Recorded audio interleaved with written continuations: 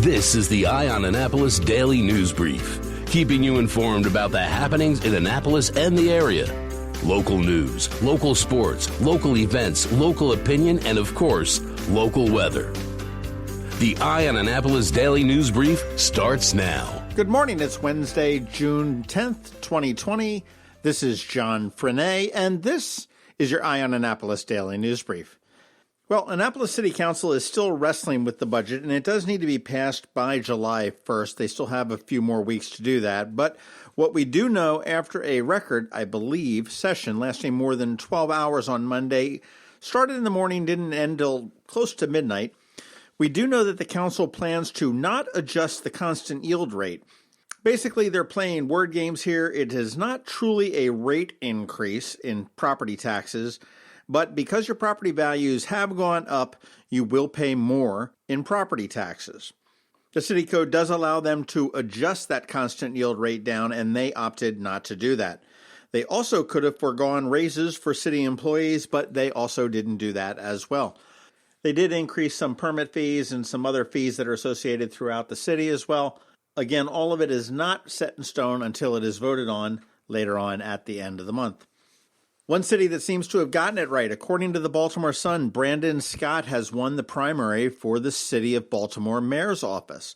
Currently, he holds a 29.4% of the vote, opposed to Sheila Dixon's 27.7%, and right now he is ahead by more than 2,300 votes, and the city says there are only about 2,000 votes left to count, so that means Scott likely is the Democratic winner of that primary and will go on to the general election in November.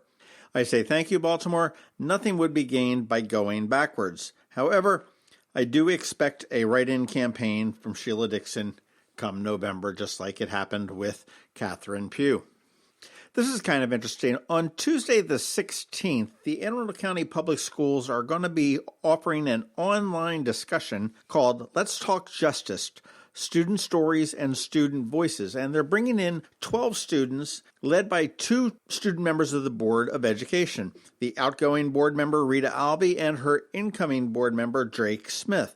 They are going to be discussing what really has students talking. Kind of interesting, and I think it's a great idea to get student voices out in the public. It is going to be broadcast live on the school's TV channel as well as their YouTube channel. It will be live from 6 p.m. to 8 p.m. again next Tuesday, the 16th of June. And currently they have 11 students from high schools and middle schools throughout the county that are agreeing to participate in this. Will be very interesting if you want to get an idea of the thought process of today's kids. I highly recommend everybody join in on that. Hey, the Annapolis Film Festival was first. The festival, as everybody knows, was set to go off right after COVID made its ugly appearance, and the Maryland Film Festival now has had some time to iron out all the kinks. They delayed a little bit, and they are presenting their film festival completely online. It does kick off this Friday. It's going to run through June 21st. It normally is a 5-day deal. It is going to 10 days this year. They do have more than 150 films and a really huge selection of shorts. Similar to the Annapolis Film Festival, there will be online access to online streaming. They'll have a live streamed Q&A with different filmmakers and directors. In between, they're going to have DJ sets and even a comedy show, so they're bringing a little bit of something extra kind of interesting. Films are $15 a piece or $15 for a series of shorts, and an all-access pass for the full 2 weeks is $450.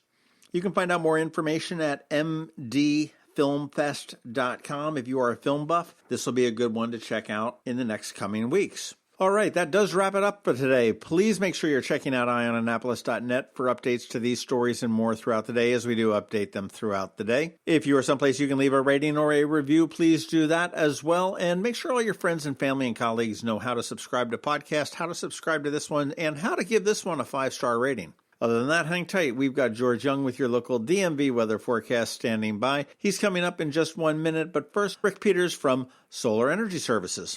Hello, Marylanders. This is Rick Peters from Solar Energy Services in Millersville, Maryland, wishing you good health and a rapid return to prosperity. Uncertainty is one of the hardest parts of our current situation. As we move towards our new normal, you may want to consider adding more certainty to your financial future by locking in the low cost of clean solar energy. The economics of solar are tremendous, and there's no better source than the trusted team at Solar Energy Services. Residential solar projects typically earn the homeowner 8 to 12% annually over the life of the system, with even better returns for commercial systems. If you have some downtime now, take advantage of our powerful remote design capabilities, allowing one of our experienced solar designers to provide a presentation, followed by a detailed, accurate proposal, all from a safe distance. Call us today at 410-923-6090 or visit us at solarsaves.net. Sunshine's a wasted, but together we'll get through this. Sunshine, sunshine, nothing else can make me feel so fine. Going out? You need the most up-to-date local weather. Here's George Young from DMV Weather in Annapolis with today's forecast.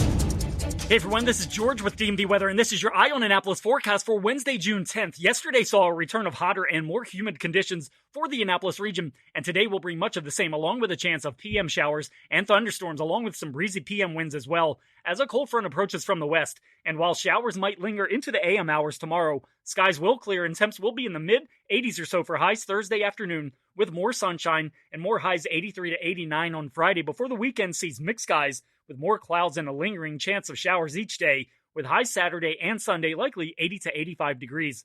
Okay, that's it for today. This is George Young of DMV Weather. Make it a great day out there. Stay healthy and be safe. And be sure to get our free app on all of your devices by searching DC MDVA Weather in the Apple or Google App Store. And also be sure to follow us on Facebook and Twitter and use our website at dmvweather.com so you can always stay weather informed. Whether it's a fire, a hurricane, or a virus, Annapolis comes together. We've done it time and time again, because this is a town that gets it, a town that knows how to lift each other up when the world falls down.